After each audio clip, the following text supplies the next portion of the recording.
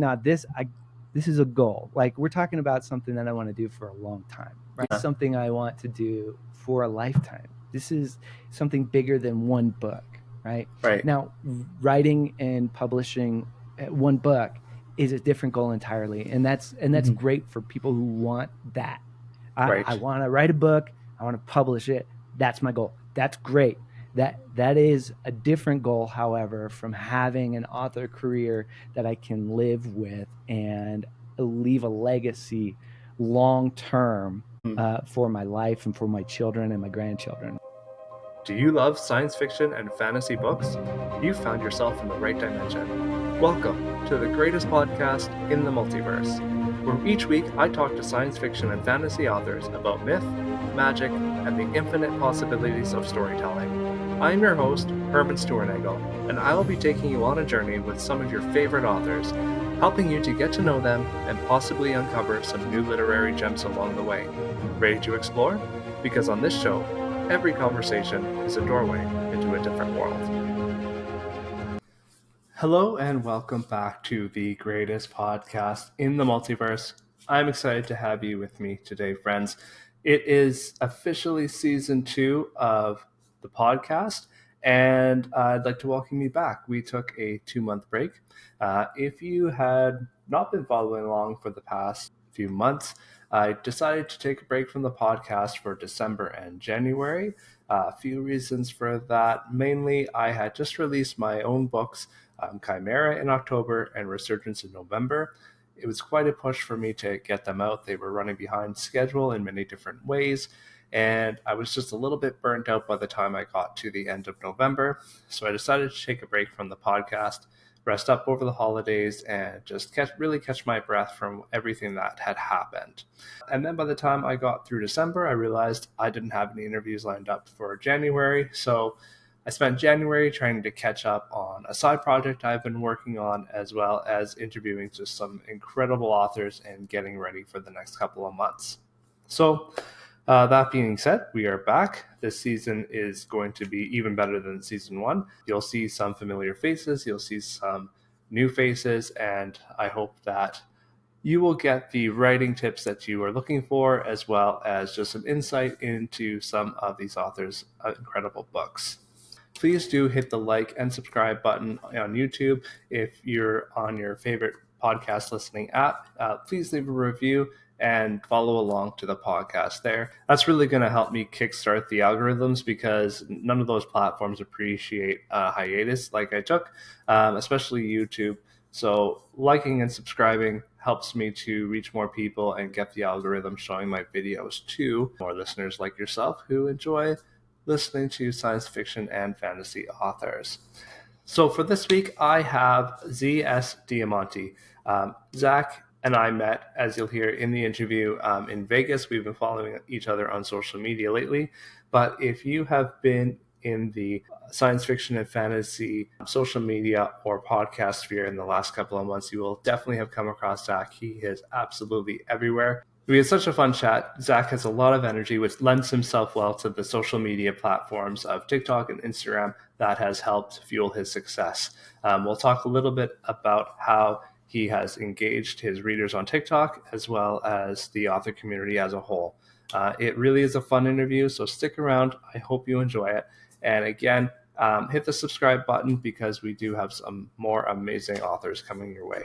I will also mention that Zach's second novel, Stone and Wave, does come out today, so please do check the show notes to link to that book. If you haven't checked out Stone and Tide, check that book out as well. Like he says in the interview, it's just a fun read. Let's get on with the interview with Zach, and I hope you enjoy it. So welcome back to the greatest podcast in the multiverse. I am so excited to have Z.S. Diamanti here with me today. Welcome here, Zach. Dude, hey, well, thank you. I appreciate it. This is awesome. The greatest podcast in the multiverse. The greatest the podcast. Greatest one. and little did you know that you would be on the greatest one, not just in the universe, but in the multiverse. The multiverse, that's right. That's epic. How you doing, man? You doing well? I'm doing great. I've had a great couple of months. I took a break from the podcast for a couple months, so this is actually will be the first episode airing for Woo! the new season. Hey, Yeah, welcome so to the new season, everyone. yeah, This is great. yeah, it's absolutely, and I'm so happy that you're able to join me here today. Zach and I met. Well, we've been following each other online for a while, but Totally. we got the chance to meet in Vegas in November, which was fantastic. It's always great when we can. We were talking about this a little bit before we hit record.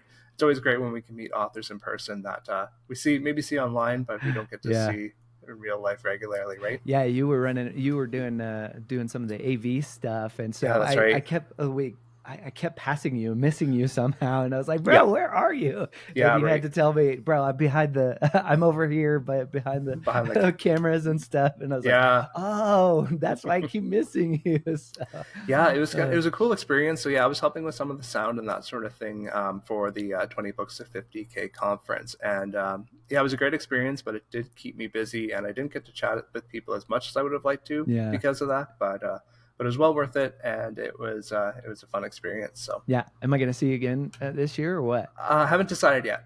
Yeah, so undecided. Everything's different now. It's what, Author Nation or something. Author Nation like that, now right? this year. Yeah. So that'll be interesting. Yeah, we'll see. I kind of got a bit of. We'll see what happens this year. Worldcon in 2025 is in Seattle.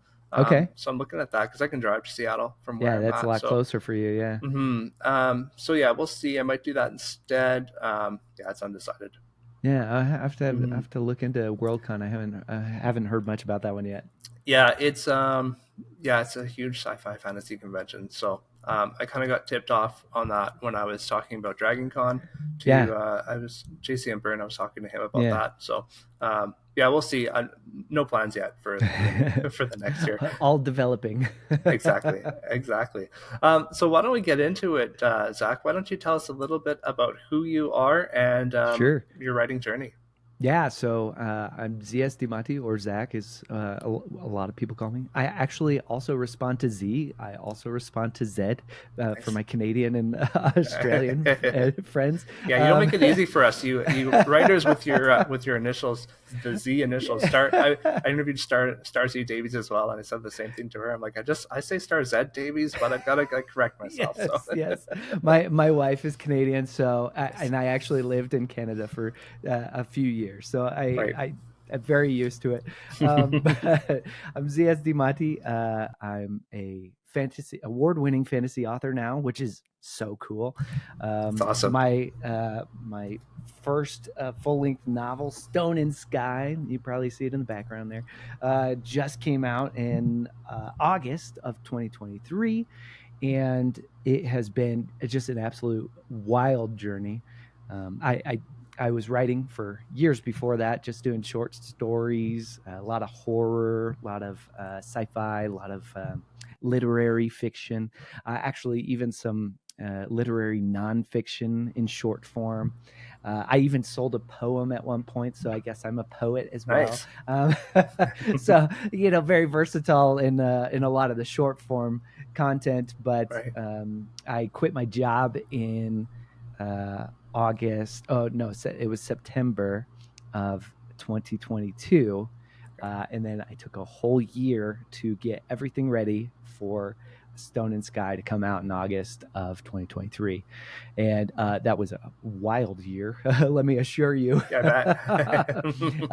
With 4 kids and a wife and a lot of things to manage, it was a wild year. It's I did a lot of graphic design and illustration work to keep us afloat while my wife worked as well. So we made it to the starting line, kicking and dragging all the way, but we scraped all the way to the starting line. And as soon as Stone and Sky came out, it was game on, and it's been just awesome and wild since. That's cool. That's very cool. And so what was, I guess was if you don't mind talking about it, what was the impetus for you deciding to write full time right away? Yeah, so I've been a creative for a long time, my entire life, really. I've been a drawer and illustrator. I've done coloring for comics and other things like that. Wow. So I've always been creatively wired like that. But after I was in the military and after Afghanistan, when I came home, I needed a different creative outlet. And so I started writing a lot, right? Cool. Yeah. And I was able to sell a lot of short pieces and stories and things. And I was like, this is cool. Like I like doing this is something I really enjoy doing, and I wonder if I could do this on a bigger scale. And I'd always wanted to write epic fantasy adventure. I always wanted to write something like the classic style epic fantasy adventure. Yeah. Right. Like the Forgotten Realms and the Dragon Lances and Yeah. the All. Hobbit, the fun fantasy Yeah. adventures. Right. All the classics, all the big ones Right, there. right, Yeah. right. And I always wanted to do something like that. Something that, people can read from whether you're 10 or you're 20 or you're 45, everybody, it'd just be fun for everyone, right? Just something fun. Yeah. And so I was like, I'm gonna do this. We're gonna do this. We're gonna try. And the book was done. I'd written the first draft, the several drafts. I'd written. I had gone through a couple of rounds of editing. I still hadn't gone through final edits, but it was done Okay. back in. It was December of 2022, right? Okay. So Yeah. it was done, pretty much published, ready for 8 months or Oh, so. really? Wow. Yeah, and I made that decision to go for it because it was just the right time for our family for me to be able to give it a try. We had enough in savings, and we had worked our butts off to make sure we got to a specific place. And it was like, you know what? I've been doing this job that's been killing me for a while. I need to do this. And I think if I give it my all, we can do this. And of course, I couldn't give it my 100% all. We had to pay some bills, right? So Yes. I still had to do illustration and some graphic design stuff Yeah. on the Right. side. But uh, I was really, I was putting hours and hours every day, in night, trying to Hmm. make it ready and get ready for launch in August of 2023, right? And it wasn't a decision we made, willy nilly, right? This is Right. look, you got a family. We got to make sure financially we're going to make it through this, right? Like, Definitely. are we going to be able to make it through this? And frankly, last July and August, because it came out August 29th, right? So like even the whole month of August, I mean, we haven't been selling any books, like nothing. Like I'm doing all this work, hours and hours and hours every day on this project, and it wasn't bringing anything in for the family, right? And so it was like, dude, Yeah. and we're scraping the bottom of the investment barrel. I mean, we had zero in say. I mean, everything went, and we had nothing left. And it was like, dude, I don't know if we're gonna make it to launch. Yeah. And I mean, we keep our this might be too much information for people, but we keep our credit card limit at like 5,000, right? Like that we only have one, and it's like that's our limit. We don't like having that kind of debt, So it was like, I mean, we had that maxed out and we had $0. So it was like, Yeah. dude, I don't know if we're gonna make Yeah. Right. this. Yeah. And I'm just so excited and thrilled and thankful and grateful about the reception of Stone Hmm. and Sky since then, Yeah. and it's been just incredible. Thank God we have been able to, okay, we've refilled the savings. Now we have that emergency money back in there, Good. and Good. and the credit card is paid off. Hmm. Obviously, we're doing well. We're doing good. We obviously haven't, refilled our entire, investment into it, but things are healthy again, and so we're like, yay, that's great. So what a great exciting time it's been since August, right? Yeah, that's awesome. Yeah, and I mean, I definitely see Stone and Sky everywhere, and I'm happy it all worked out for you.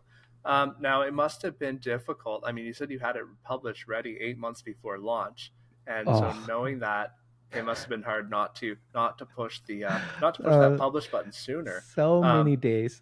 yeah, but you did a lot of marketing on the book beforehand, on social media and that. Can you talk a little bit about that, how you approached that, and Yeah. how that impacted your publication when you did finally hit publish? Totally. Yeah. So I didn't I man, so many days.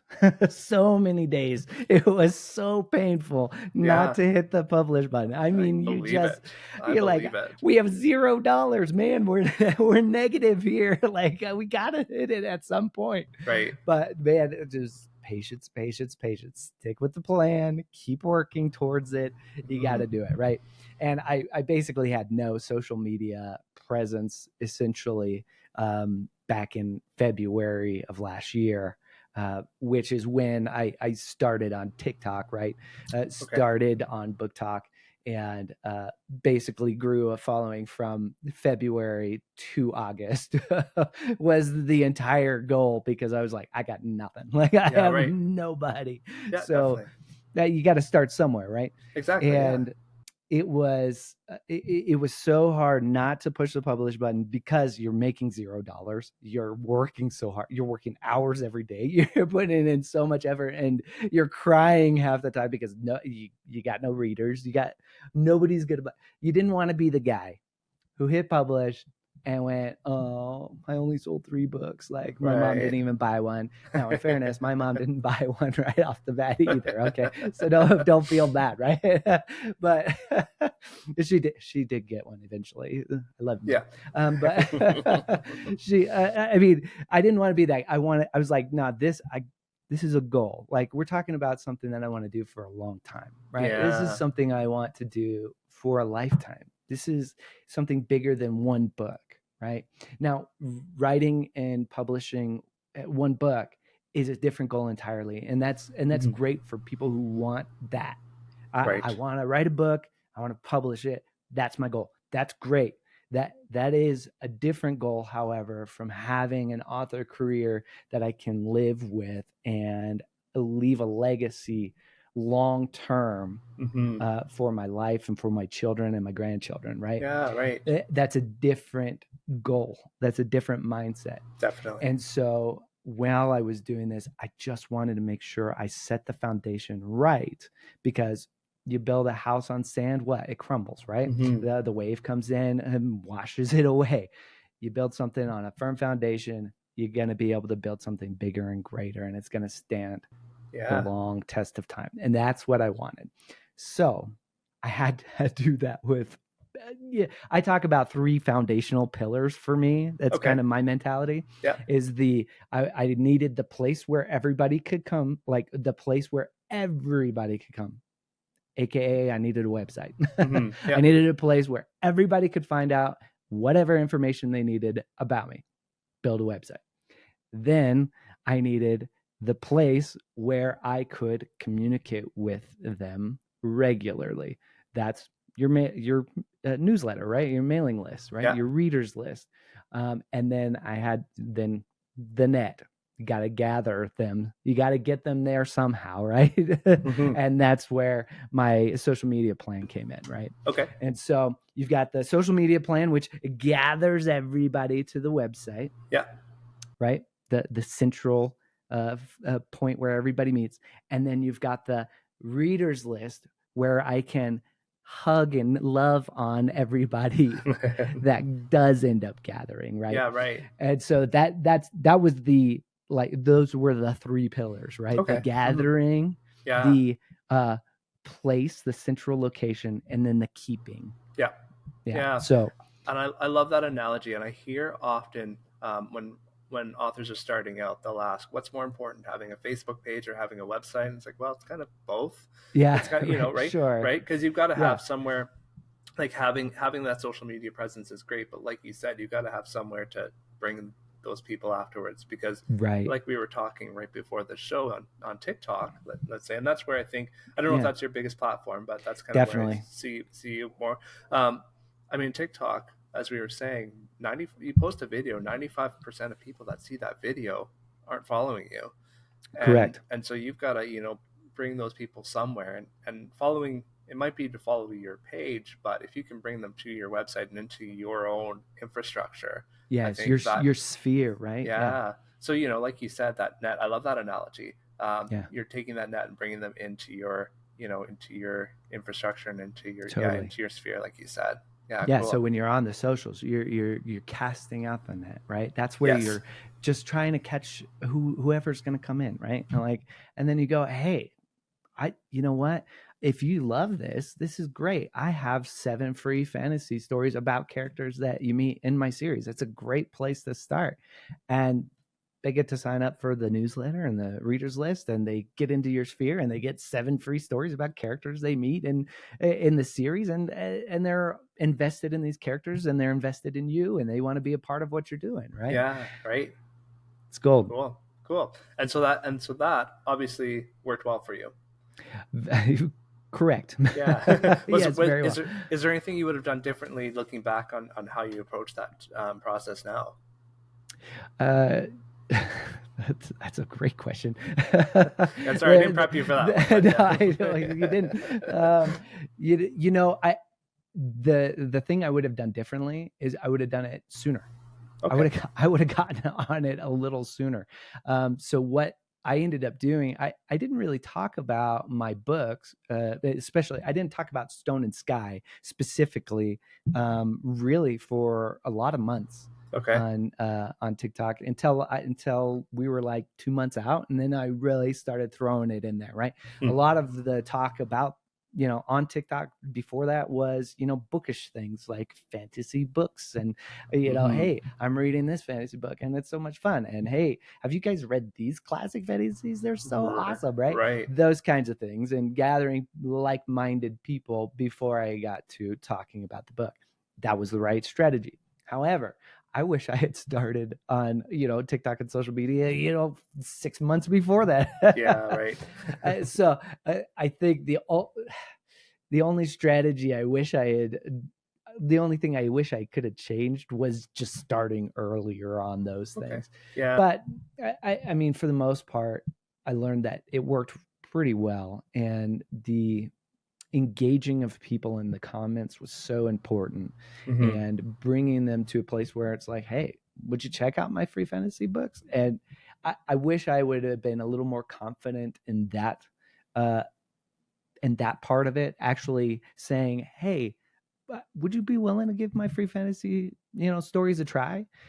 I wish I had been a little more confident in that earlier on, but I'm glad that I really can't complain about the results at this point. Yeah. So Yeah, for sure. Cool. Yeah, and it's funny because the other, one of the other obstacles you hear authors talk about is, especially a debut author, is that they don't know what to post. They're worried about posting starting totally. too early when they don't have anything to talk about. They think they need a completed book to Yeah. start doing that, and Mm. and really that process starts to happen way sooner. Yeah, I completely disagree with that mentality. Yeah.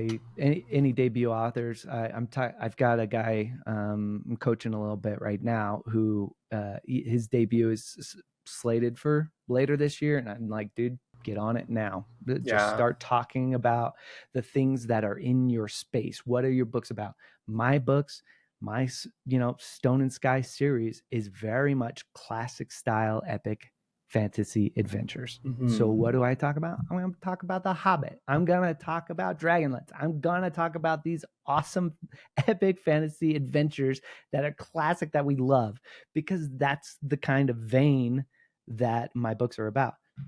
I don't even have to tell people about my books until later. Once they're already gathering and around because they know what I like, they know what I'm about, then they're ready to receive the books because they're like, dude, we know what you're about. This is great. I'm so Yeah. excited, right? You're building people around you who are like minded before you even start telling them about the books. Totally. Yeah. And that's Yeah. great. And that's great. And I think that, obviously you're instilling a sense of um, trust, but also just, yeah, like you said, that like-mindedness in Mm-hmm. your Mm-hmm. readers, because you're not just starting out with, buy my book, and Right, that being right, your right. message. Yeah, right. And so and I try to uh with a lot of my posts and stuff, I try to make sure that I'm not always posting buy my book. Right. Now that Yeah. the book is out, great. I'm glad it's out and I can tell people about things. And like I got the second book is coming out. I'm so excited. Yeah. We're less than a month away, right? And I've barely posted about this so far. Hmm. And I'm like, that's fine, because I don't want my 100% of my videos to be about buy my book. I don't want to be that salesman. What I want is to do 2-to-1 posts or 1-to-1 posts at the most, Mm-hmm. where it's one post about just general bookish things. Like I'm reading this awesome book by S.L. Rowland called Sword and Thistle. I'm having so much fun with it. And it's this cozy fantasy. And I can't wait to post about that, because it's so Awesome. much fun. Yeah. And it has nothing to do with my book whatsoever, Yeah. Yeah. because I want to continue to gather people rather than just tell them, buy my book, buy my book, buy my book, buy Definitely. my book. Nobody wants that. Right. We see enough ads as it is. Well, That's nobody true. wants that. That is true. That is true, and that's a great strategy. And I haven't read Sword and Thistle yet. Side Yeah. tangent, but I did read Cursed Cocktails. Oh, did It you? was really Yeah. good. Yeah, I Yeah. quite Yeah. Yeah. enjoyed it. Yeah. Yeah, Steven's great, man. He's so much fun. I don't know if you've read some Cool. of his lit RPG, I but no, haven't. I haven't, to be honest. I But read his Sentence to Troll book. It okay. was my first lit RPG I ever read, and it was so much fun. I was a little bit worried, because I was like, man, some of the stats things, I'm not sure I'm gonna love that Yeah. element of lit RPG. He made it so approachable and fun. I was like, I love That's it. awesome. That's awesome. Yeah, that is one of those things about lit RPG that sounds scary. I haven't read too much lit RPG. I've read one or two, Yeah. but so I mean, I'm so limited in my time to read, right? So I spend don't all my free don't time I get writing. it? Oh, I know. I can't tell you. Audiobooks, oh my gosh, so glorious. Yes, I love it. I listen all the time now too. I know So it's that's definitely up my my book count for 2023. totally. Yeah. I never used to listen to audiobooks. I Yeah. found that I drifted off, but I started listening to them this past year, and I just found like Yeah. when I do work out of the house and I do have a bit of commute, I just throw that on and I'm able to listen, get an extra Yeah. hour or Right. so of reading a Exactly. day, right? So Yeah. it makes a big difference at the end. Totally agree. Totally Kind agree. of chipping away at that TBR pile, right? That's right. Well, let's talk about the Stone and Sky series. Can Sure. you tell Yeah. us a bit more about what the series is about? And I know you've got, like you said, the second book is coming out soon. Can you just Yeah. tell us a Yeah. little bit about the dynamics of the series? Sure. Yeah. I guess I'll start with this one. This is the Preludes collection for Stone and Sky, and this is what people actually get for free when they join my readers list. Is the Preludes collection. It's 7 stories, 7 fantasy stories about different characters that you meet in the Stone and Sky series. And the fun part about this is, and what people have been really excited about with this, is that each one I put read before chapter 13 or whatever, and basically these stories are just stories that are happening to these characters immediately before you meet them Okay. in Stone and Sky. And people are like, oh my gosh, that is so much fun. It's so much fun to see why they were just there, Mm-hmm. why they ran into them. And then I've had other people read it, and they're like, before they read Stone and Sky, they'll read the whole collection, and they're like, man, it was like running into an old friend. I was so Nice. excited when they showed up. You know what I It's mean? awesome. And so that was a really fun thing, and it's been a really cool thing to hear how people enjoy reading it. Some people are reading it after, and they're like, oh my gosh, I wish I read it before. This is so fun. But that's all great. Stone and Sky is the first full-length novel in the series, and this one is about Orrin, who is the lone survivor. He's the lone survivor of his Griffin Guard squadron, because the rest of his squadron was killed by wyvern riding orcs. If you think that sounds awesome, because you're like aerial combat with epic fantasy creatures, you're gonna love this book.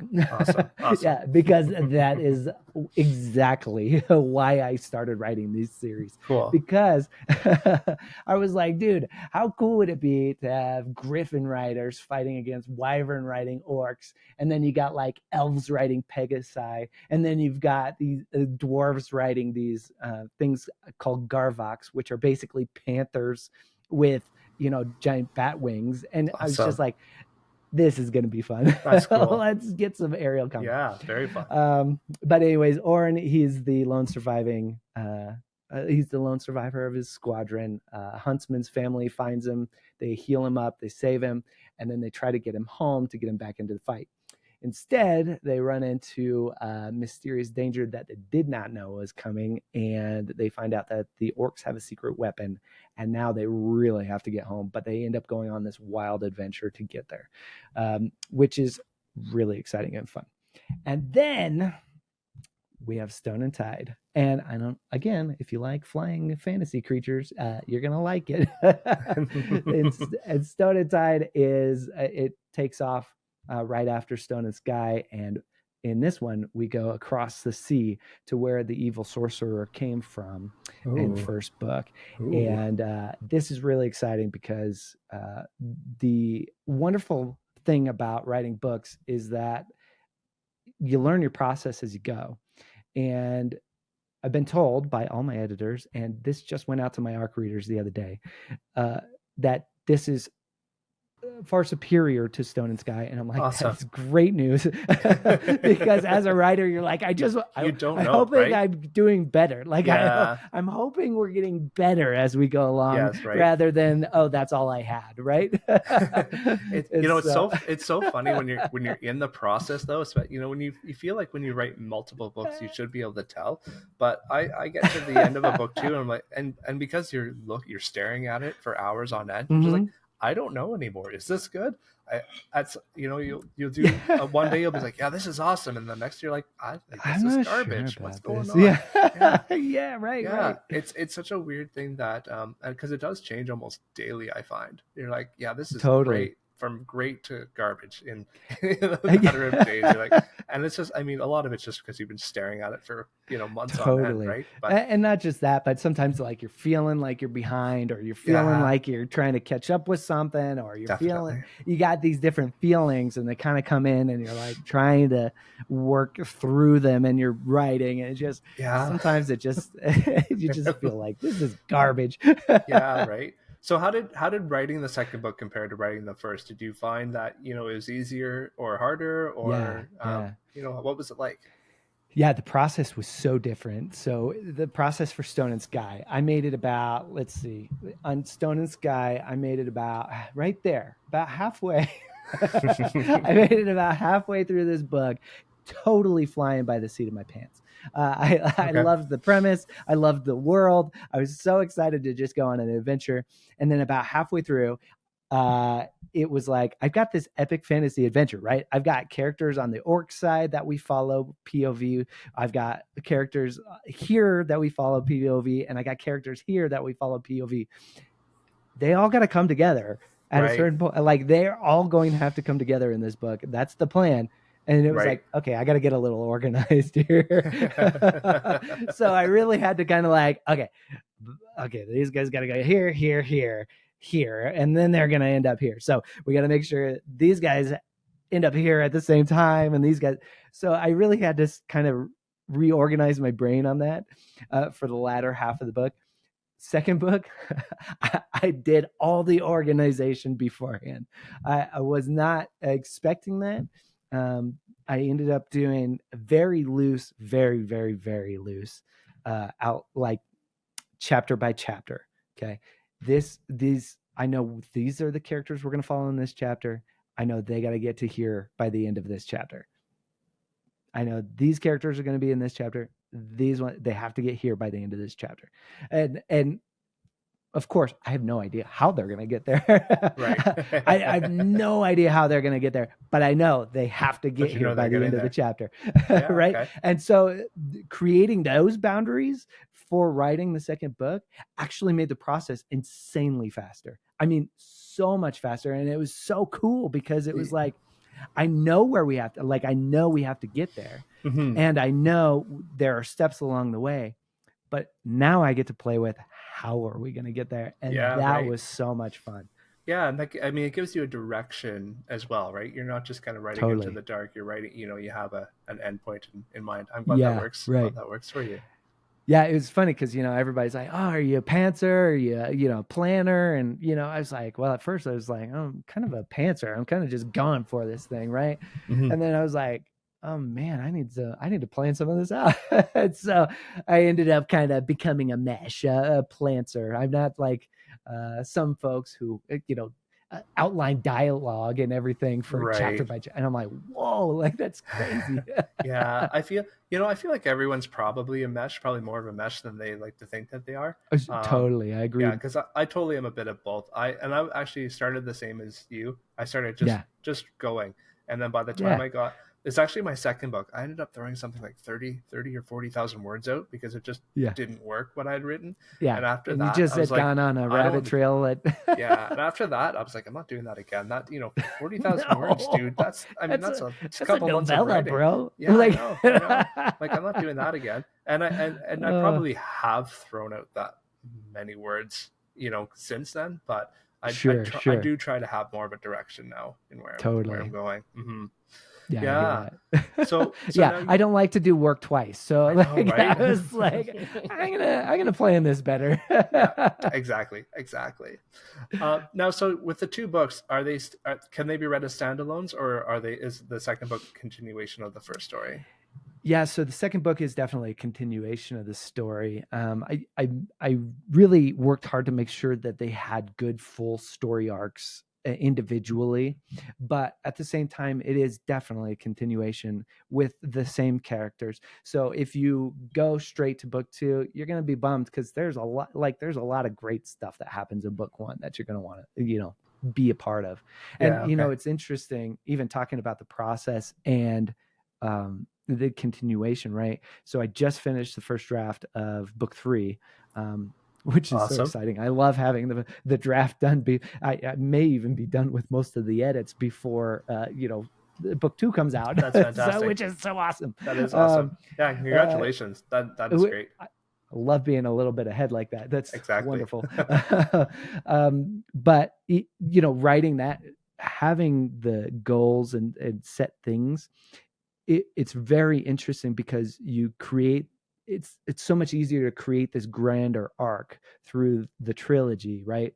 When you have all the things planned and plotted out, it's so much easier to bring things back and harken back to some of the golden things in the first book and in the second book, right? I had both of them sitting here on my desk the entire time I was writing, book three, going back to these wonderful moments that I could bring back and harken back to in the third one. And the process was so much faster, of course, because of the plotting out. I was able to knock out basically all the writing, the drafting in 2 months for 120 whatever 121,000 words, which is yes, right? You're like, Right. yes, this is wonderful. um, but uh, but each book has to have a good storyline. Yeah. It's tough because readers, I think about, have you I love Star Trek books, right?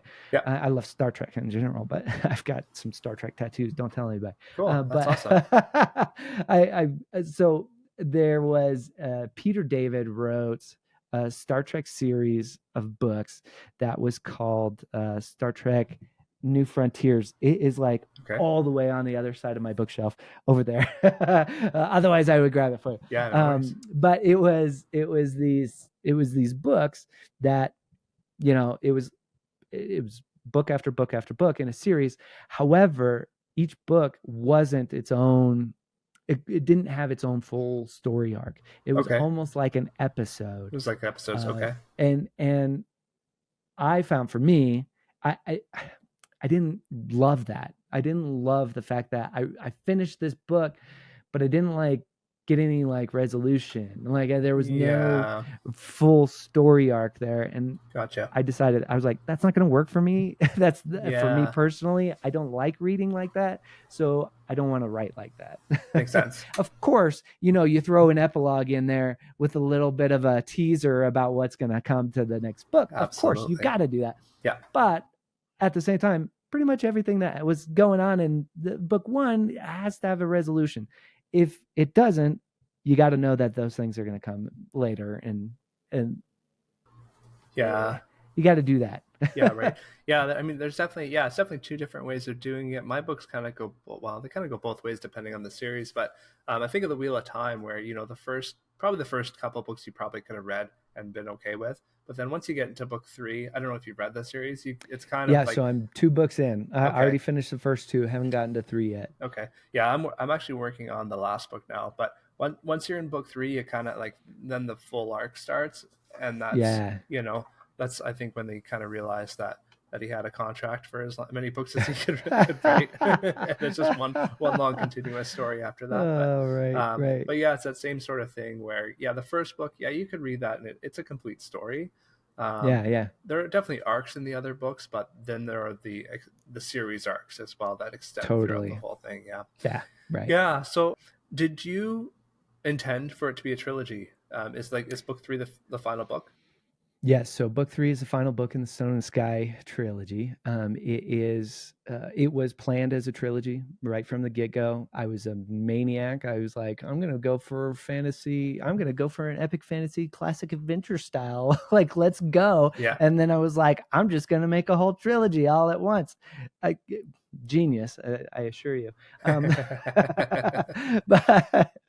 But when I went into it like that, it actually really helped prepare me mentally for the arcs, right? Hey, in this book, this is kind of the main bad guy, and this is kind of how we're going about this. We got to get to this point at the end of this book, because when they get to this book, they're going to be going through this, and then they're going to have to get to this, right? And so it kind of helps you plan out the arc better. So I came in with it in mind as a trilogy. And since writing, Stone and Sky, since writing the Preludes collection was actually a happy, like, I wouldn't say accident, but it was something that I didn't expect to write. Okay. I had so much fun with Stone and Sky that, and I love writing short, fiction, Mhm. that I actually wanted to do some of these like vignette stories, and I thought it would be so fun to like really get with some of the characters that I wanted more time with in Stone and Sky, but the book didn't really allow for it. And so I actually wrote all the prelude stories for these characters after I wrote Stone and Sky, Right. which is so fun because the characters still come back in book 2. Some of them even have more page time in book 2, and then Cool. some of them don't show up, but some of them come back in book 3. So it was this really fun thing that grew into a greater and bigger world, and through the process of the first couple books, it became clear to me that I was like, okay, this world is way bigger than I expected. And uh, now I've got at least 3 other trilogies that are pseudo plotted. Let's call them. They're not. They're not plotted 100%, but Mhm. they are definitely at They're least cons- processed. they're conceptualized at least. Yeah. Oh, very much so. And at least the next trilogy that I plan to write within the world of Finlestia, which is the world of the Stone and Sky series, Okay. that trilogy is pretty well processed and Yeah. conceptualized. Awesome. That one is definitely getting started this year, which is really exciting. But I also got other things. I got some cozy fantasy plans to Awesome. write some cozy standalones that happen in the world of Finlestia, right? And Awesome. just so much. The world is so robust and so exciting, and there's so many creatures and magic and fun that it just opens the door for so many other opportunities. And Mhm. so now I know I've got trilogy on trilogy Right. ready for when I'm ready to start writing them, that will all be within the world. And Yeah. so it's fun to like look at Stone and Sky and know that it was this really complete package, but I also have all these other complete packages that are going to be able to supplement and Hmm. complement this trilogy. So it's really cool. Yeah, that is awesome. Yeah, and I mean, you've developed the world already, right? Like you've created this Right. world, so it's probably a lot easier to create other stories to put into this world that already, exists in your, canon, than trying to create Totally. something from, completely new. Yeah. But why Yeah. don't you tell us a little bit about the world you created and just a little bit more? I know you talked about, the different flying creatures and that sort of thing, but tell us a little bit Totally. more of the world at large. Yeah, so the flying creatures was was really the spark, right? So when I was a kid, I grew up in the military. My dad was in the Air Force, and so flying planes all around me all the time, right? Right. When I grew up, I also joined the Air Force, and I had flying planes around me all the time. So aerial combat has always been something that's been around me and Okay. fascinating to Yeah. me, and so that's really what the spark was for the world. Now it grew way bigger than that because all of a sudden it was like, okay, so now we got a continent over here, like this is the land of Tureen, and now we got a continent over here, this is the land of Kelver, and then the mythos started to spin up because okay, I got this wizard over here who's telling this story around the campfire about this thing that happened that actually pertains to all the little nuggets that Mhm. I've been laying down in the last couple books, right? Right. And it's been fascinating because you have to come up with certain things. Like a lot of people are like really hard, like they want their hard magic systems, right? Like, I want to know that if, for example, Mistborn, I want to know that if I burn iron inside my stomach, this is going to happen, right? Like this is the exact effect, and if I don't have enough iron, I'm gonna fall, whatever, right? Yeah. Right. So some people really like the nuances of the magic systems. Some Yeah. people are like, I don't care, like just throw some magic in there. Yeah. I'm super stoked. I kind of went in between. I was like, okay, there are some hard and fast rules for certain pieces of magic, which I can't reveal because that gives things away. Okay. But uh, there's also, some unknowns for the characters and for the people at large in the world, right? I wanted to create a fantasy world where pretty much like all fantasy species and races are kind of there. Okay. Maybe not necessarily all of them are in Terrain. Some of them are in Kelver, and they're like, dude, who are these people? Like, what? Mm. Where did these guys come from? Yeah. Like, we Right. don't have these people in Terrain, right? And so, like, different lands have. Oh well, these guys have these guys called Shellens, and they're like this turtle people, and they're like, who are they? Like, I've never seen these Awesome. people, right? And this Yeah. land has deep gnomes where they're these little gray gnomes that come out of the deep, right? It's just all the different lands definitely have different peoples, but man, I was like, let's just go wild. We can have people from like all sorts of wild people. And then of course in Terrain, there's we know of one wizard, and as we read on through Stone and Tide and the next book, which I haven't told anybody what the name of that book is yet. Uh, but as we move on, we find out that, oh, maybe he's not the only wizard. And we kind of learn some more things about the wizards and what happened before. And we've got very few dragons, but why is that? And who are they? And what's going on here? And lots of fun mystery that we get to unravel as we go Yeah. in the world. Um, it's really one of my favorite things I've been getting to play with. Was I have this falconer in my books. um he was a huntsman originally, and he lost his brother um on a hunting trip, and he's devastated. Life was just whatever. He's just going through the motions. He ends up meeting this elf in the market, who is a falconer from a distant land. And he's like, what is this? Like, I'm fascinated by the bird of prey, right? Because he sees them out while he's hunting all the time. But like, he's like, what is this? How does he train it? Like, he's fascinated by it. So he goes through the process of learning how to be a falconer and finding out that the falconry is used for hunting. You can this can be a partnership for you. And he goes Right. through this whole process, and that is so neat. Like, there are so many nuanced things for each character because they have their own life and their own Yeah. job and their own the way that they live, you know what I mean? And they have their Yeah, own totally. families.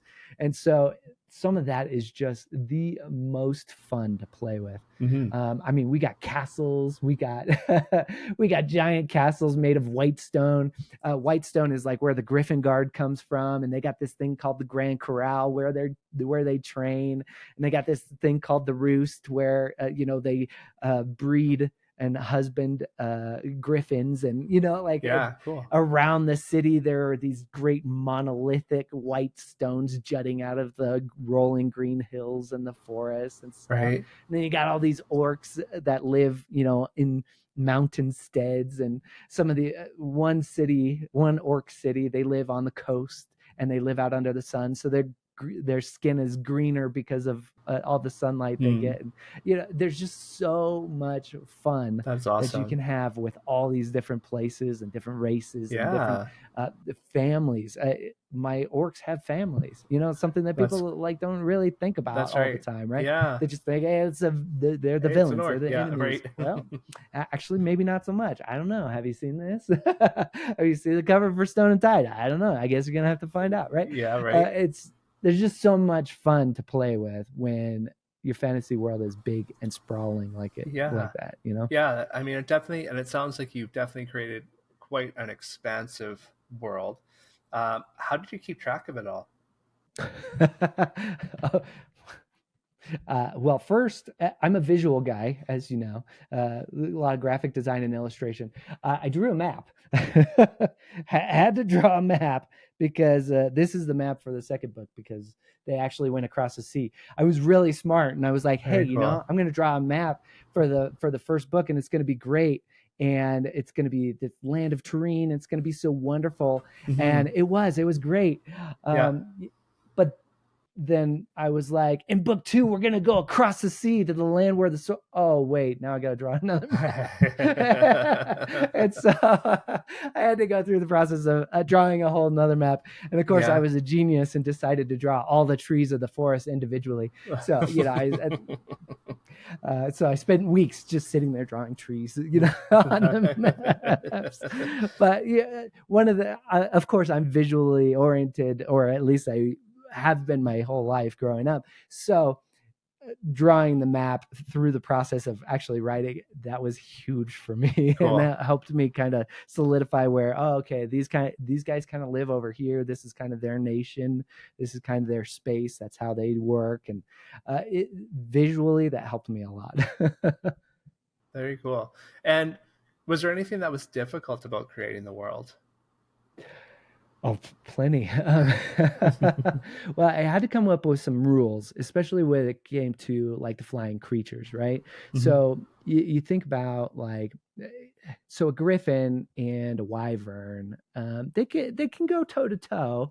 Especially with a wyvern has only back legs, right? It doesn't have front legs like a dragon, right? And so a wyvern can only kind of try and grip with his wing claws, right? Right. But whereas like a griffin can start ripping you apart with talons, right? So there's some of that. A griffin can rip with his you had to come up with all these different rules, like Hmm. wyvern can't spit fire, but a dragon can. We got to make sure that is established in the world.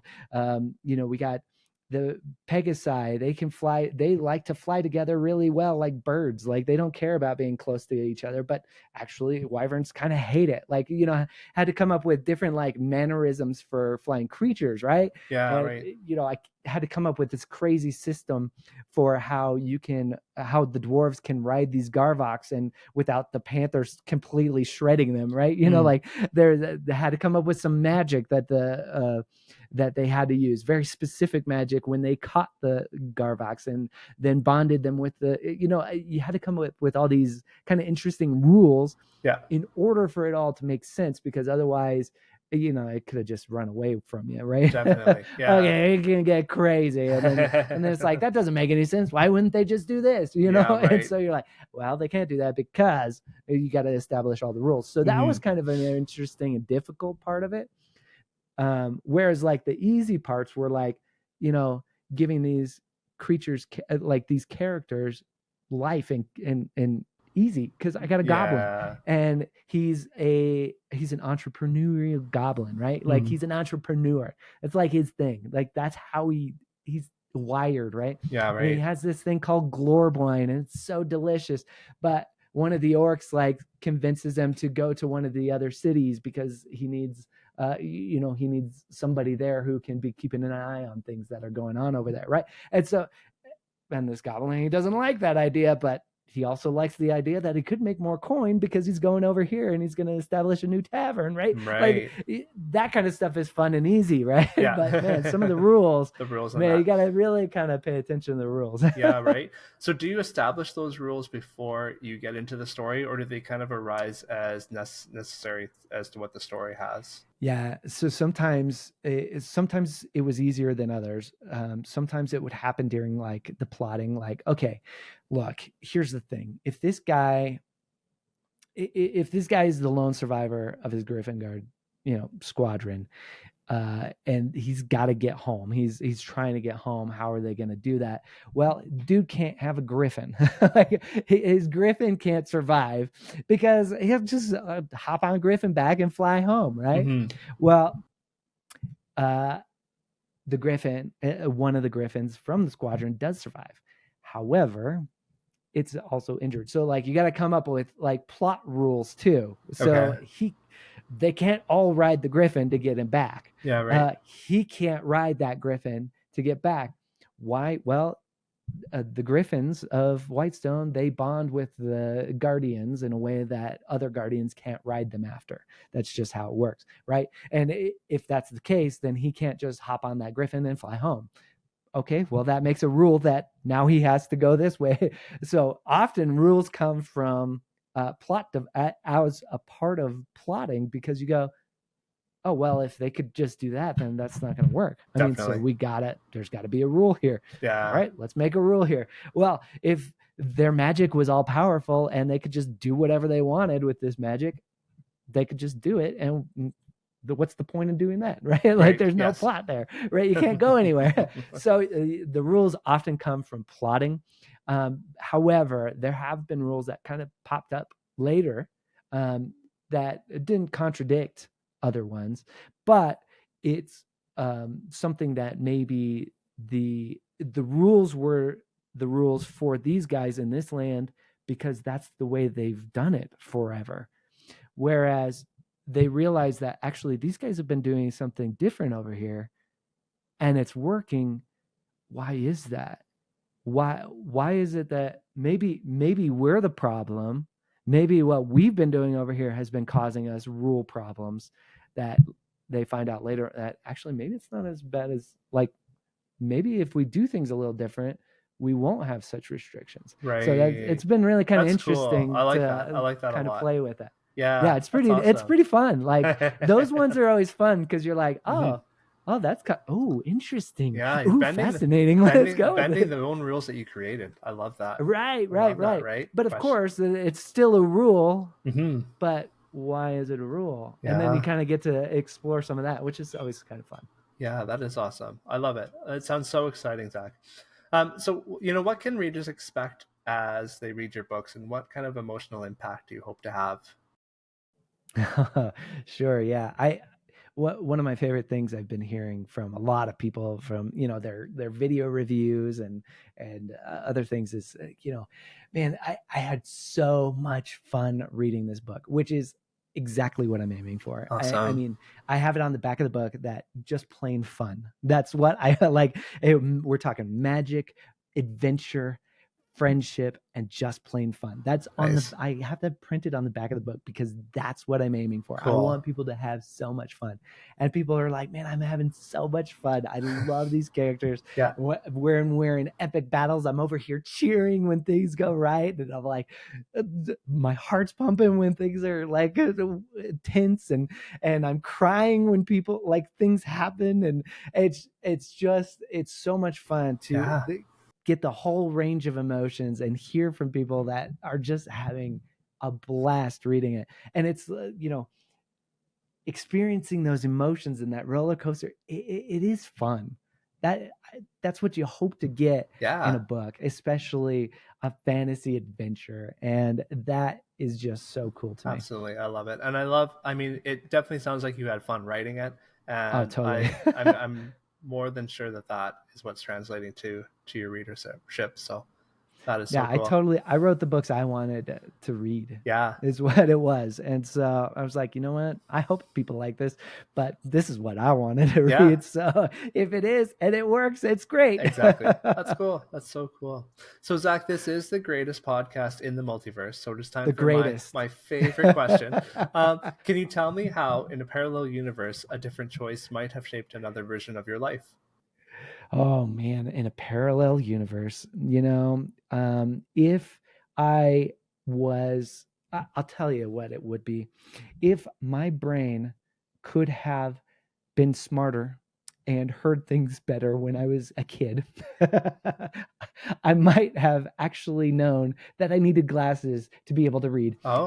And I might have started reading 20 years earlier and been way ahead of where I am now. Wow. That would have been a glorious thing. You didn't realize that you couldn't see? So actually, I things were just always fuzzy for me, and I thought I needed glasses or something. And I was like, man, maybe I'm something wrong.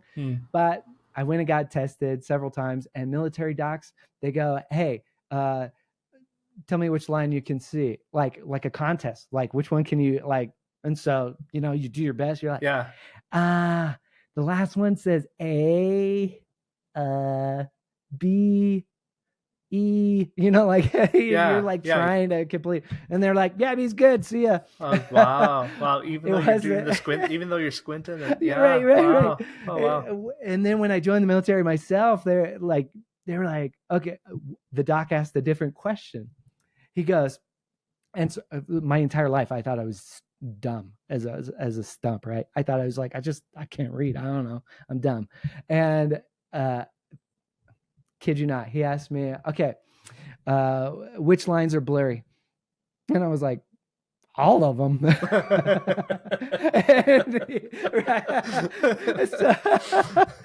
And he was like, oh no, okay, let's try some things. Wow. That's a completely different question, right? Yeah, right. He just asked a different question. And so I always think, man, I would have read so much more. I wouldn't have. No kidding. I'm not dumb, right? Of course, I got glasses, and man, I started reading everything. I went back to school because I was like, man, maybe I'm not dumb. Maybe I can learn things. And now I have 4 pieces of paper on my wall from universities and stuff. It's like, okay, man, in a parallel universe, little Zach might have heard that question a little differently, and he probably got glasses, and that dude is smart, and he's way smarter than I am now. And he was way ahead of where I am now. Wow. And man, dude's probably written a gajillion books by now. Good for him. Way to go, buddy. So that is funny. And wow, what a small, not a small thing, but I mean, just the interpretation of a kid, how we interpret things as a kid, how it shapes our future. Right? Unreal. Totally, right? Very cool. Well, Zach, thank you so much for joining me here today. Can you tell our listeners where they can find you and where they can get a hold of your books? Sure. Yeah, no, that's awesome. You guys, if you can see it, it says ZS Diamanti. I know Diamanti is like the hardest thing in the world to like remember and spell. So the easiest way for you to find me and find everything about me is go to freefantasyfiction.com. free fantasy fiction. I made it alliteration. I tried to make it as easy as possible because I know ZS Diamanti is not easy. freefantasyfiction.com. And there you can actually get the 7 free prelude stories about characters that you meet in the Stone and Sky series. Is totally a ton of fun. And that's actually also my website. Like, it's attached to my website, so you'll be able to find all my books. I got signed author copies there that you can order, which is super fun. I love sending those. We always pack them up. Like, the kids help me pack them up. We pack them up with love, and we put all sorts of fun goodies in there too. So if that's your thing, go get them.